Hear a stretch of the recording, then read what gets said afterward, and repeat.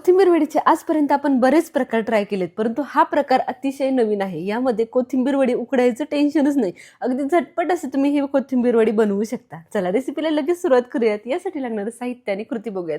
सगळ्यात आधी इथे मी फ्रेश ताजी कोथिंबीर घेतली. सगळ्यात महत्त्वाचं गावरान कोथिंबीर आहे. वडी बनवताना आवर्जून गावरान कोथिंबीर वापरा, ज्यामुळे वडीची चव अजून छान येते. कोथिंबीर, त्याचबरोबर बेसन पीठ, तांदळाचं पीठ, भाजलेल्या धान्याचा कूट घेतलाय. तो कशासाठी हेही पुढे सांगते. त्याचबरोबर देठासहित थोडीशी कोथिंबीरही घेतली, ज्यामध्ये आवर्जून निभार देठ घेतलेत. त्याचबरोबर हिरवी मिरची, आलं, लसूण, जिरेपूड, हिंग, धनेपूड, हळद आणि चवीप्रमाणे मीठ घेतले. आता सगळ्यात आधी एक छानसं वाटण बनवायचे. यासाठी आलं, लसूण आणि हिरवी मिरची आणि सगळ्यात महत्त्वाचं कोथिंबीरची जी जाड देठं असतात ना, ती घ्या. यामुळे कोथिंबीर वडीला अजून छान चव येणार आहे.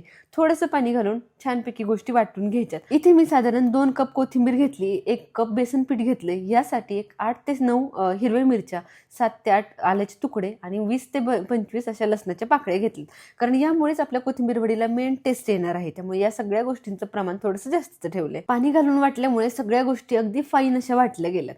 आता वळूयात आपल्या मेन कृतीकडे. यासाठी सगळ्यात आधी 1 कप बेसन पीठ आपल्याला छान असं चाळून घ्यायचे. 1 कप बेसन पिठाबरोबर आपण इथे 4 चमचे तांदळाचं पीठ घेतले. तांदळाचं पीठ घातल्यामुळे वडीच्या पिठाला आपल्या बाइंडिंग छान येतं.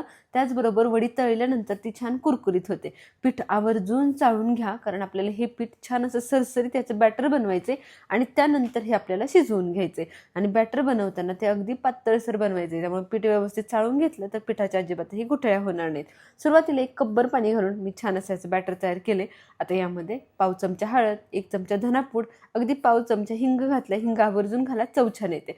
चवीप्रमाणे मीठ घातले आणि 1 चमचा भाजलेल्या जिरेची पूड घातली आणि 2 चमचे भाजलेल्या दाण्याचा कूट घातलाय. दाण्याचा कूट घातल्यामुळे वडी आपली कुरकुरीत व्हायला मदत होते. तुम्ही जर कधी कोथिंबीर वडीमध्ये भाजलेल्या दाण्याचा कूट घालत नसेल ना, तर आवर्जून घाला. वडी अजून छान क्रिस्पी होते आणि ते दाणे वडी खाताना खूप छान दाताखाली येतात. आता हे केलेलं वाटण घालायचं. त्याचबरोबर मिक्सरच्या भांड्यामध्ये थोडंसं मिश्रण राहिलं होतं, त्यामध्येही पाणी घालून मी यामध्ये घालून घेतले. पीठ अगदी पातळसर असं बनवायचे. तुम्ही बघू शकता किती सुंदर अशी कन्सिस्टन्सी आली आपल्या पिठाला. आता यामध्ये घालायची कोथिंबीर. कोथिंबीर घालताना सुद्धा आवर्जून मोजून घालायची, असेच डायरेक्ट न घालता. इथे मी अंदाजे 2 कपभर कोथिंबीर घेतलीच होती, तरीही तुम्हाला मी आवर्जून मोजून दाखवते. कोथिंबीर मोजून घेतल्यामुळे पिठाचं आणि कोथिंबीरीचं प्रमाण अजिबातही चुकत नाही आणि वडी आपल्याला नंतर फायनल ज्या वेळेला भेटते त्यावेळेला अगदी परफेक्ट अशी ती होते. तुम्ही बघू शकता अगदी परफेक्ट अशी 2 कप माझी कोथिंबीर भरली आहे. अगोदर सांगितल्याप्रमाणे आवर्जून गावरान कोथिंबीर घ्या, चव अप्रतिम अशी वडीची येते. आता कोथिंबीर घातल्यानंतर पिठामध्ये व्यवस्थित मिक्स करून घ्यायची आणि परत एकदा कपभर पाणी घालून घ्यायचं. इथं साधारण मी 2.5 कप पाणी वापरलं आहे. 2.5 कप पाणी घातल्यानंतरही मला असं वाटते की पाणी अजून थोडंसं घालायला हवंय, म्हणून परत एकदा मी अर्धा कप पाणी घालून घेते. पीठ आपल्याला अगदी पातळसर सरसरीत ठेवायचे. याचं कारण काय आहे तेही तुम्हाला पुढे सांगते. चला, परफेक्ट अशी कन्सिस्टन्सी झाली आहे. पातळसर असं बॅटर तयार झाले. तुम्हाला जर अंदाज आला नाही की किती पाणी घालावं, तर सरळ तुम्ही 1 कप बेसन पिठासाठी 2.5 ते पावणे 3 कप पाणी घालून घ्या. त्यानंतर मीठ परत एकदा ॲडजस्ट करायचं. चवीप्रमाणे मी मीठ घालून घेतले. सुरुवातीलाही आपण मीठ घातलं होतं आणि आत्ताही मी पाण्याची कन्सिस्टन्सी ॲडजस्ट करून पीठ घालून घेतले. अतिशय सुंदर अशी कन्सिस्टन्सी झाली आहे. आता वळूयात पुढच्या कृतीकडे. आता वडी आपण उकडून घेणार नाही आहोत, परंतु आपल्याला हे पीठ छान असं शिजवून घ्यायचे. यासाठी कढई गरम करायला ठेवली. कढईमध्ये हे सगळं बॅटर घालून घ्यायचं. गॅस अगदी मीडियम ठेवायचा आणि पीठ आपल्याला कंटिन्युअसली मिक्स करत राहायचे. हे पीठ अजिबातही सोडू नका किंवा सोडून इकडे तिकडे जाऊ नका. कंटिन्युअसली मिक्स करत राहिलात तर गाठी गुठळी अजिबातही होणार नाही आणि जे मिश्रण आपल्याला अगदी सिल्की स्मूथ असं हवंय वडी सेट करण्यासाठी, ते आपल्याला भेटणार आहे. त्यामुळे ही टिप महत्त्वाची, आवर्जून फॉलो करा की कंटिन्युअसली मिश्रण मिक्स करत राहा. गॅसची फ्लेम आवर्जून मीडियम ठेवा. खूप जास्त हाय ठेवू नका आणि खूप जास्त लो सुद्धा ठेवू नका. तुम्ही बघू शकता हळूहळू मिश्रणाला छान दाटसरपणा यायला सुरुवात झाली आहे. आता किमान 5 मिनिटं मी हे मिश्रण छान शिजवून घेतले आणि आता तुम्ही कन्सिस्टन्सी बघू शकता. छान दाटसर असं हे मिश्रण व्हायला सुरुवात झाली आहे. या स्टेजला पटकन मिश्रण छान आता मिक्स करून घ्यायचं.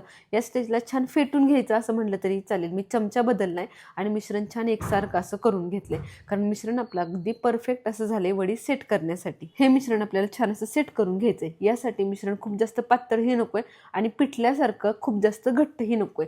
अगदी मीडियम असं आपल्याला हे पीठ हवंय. तुम्ही बघू शकता कडेनी पीठ चांगलं सुटले. पीठ आवर्जून मिक्स करताना, फेटताना ते स्टीलच्या कढईमध्ये किंवा अशा नॉनस्टिकच्या कढईमध्ये फेटा, जेणेकरून ते कढईला खाली लागणार नाही. ॲल्युमिनियमची कढई घेतली तर ते खाली लागण्याची चान्सेस आहेत. चला, पीठ सुंदर असं तयार झाले. कन्सिस्टन्सी फक्त लक्षात घ्या, खूप जास्त घट्टही नको आणि खूप जास्त पातळही नको, मीडियम अशी कन्सिस्टन्सी हवी. सगळ्यात महत्त्वाचं, पीठ परफेक्ट असं शिजलेलं हवं. पीठ जर तुमचं शिजलं नसलं तर वडी तळताना ती तेलामध्ये गेल्यानंतर सुटणार आहे. त्यामुळे पीठ अगदी परफेक्ट असं शिजवून घ्या. त्यासाठीच आपण पाणी सुरुवातीला थोडं जास्तच घातलं होतं. पाणी सुरुवातीला जास्त घातल्यामुळे पीठ शिजायला वेळ भेटतो. पाणी जोपर्यंत आटतंय तोपर्यंत पीठ छान शिजलं जातं. ही टीप एक महत्त्वाची आहे.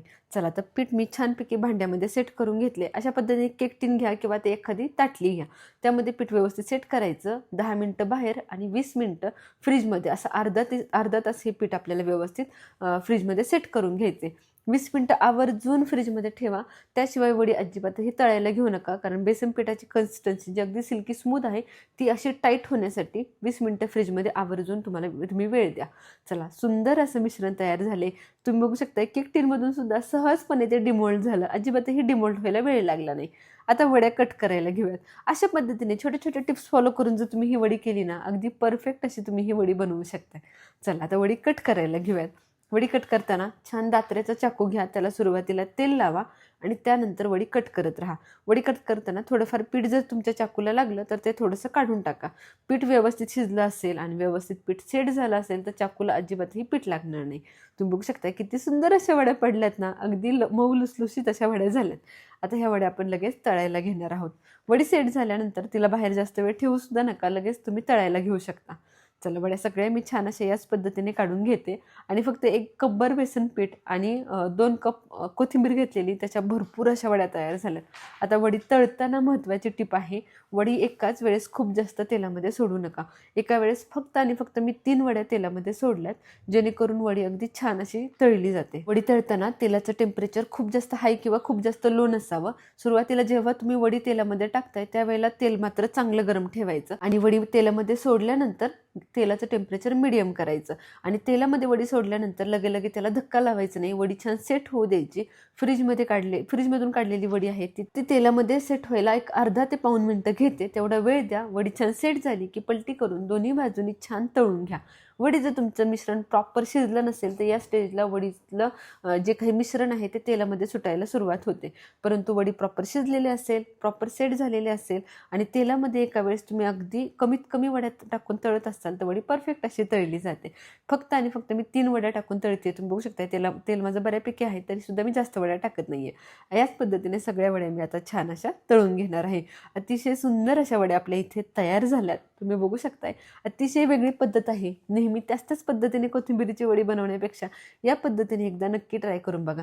बाहेरून छान कुरकुरीत असतात, आतून अगदी सॉफ्ट असतात. फ्लेवर तर अप्रतिम असा असतो.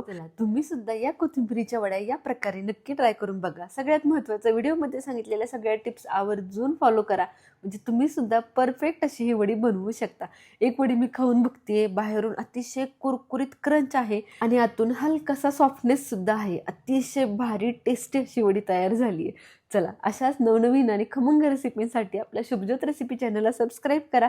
फेसबुकवर बघत असाल तर पेजला लगेच फॉलो करून घ्या. तसेच इंस्टाग्रामवरही आपल्या पेजला तुम्ही फॉलो करू शकता, कारण तिथेही नवनवीन रेसिपी मी दररोज तुमच्यासाठी घेऊन येत असते.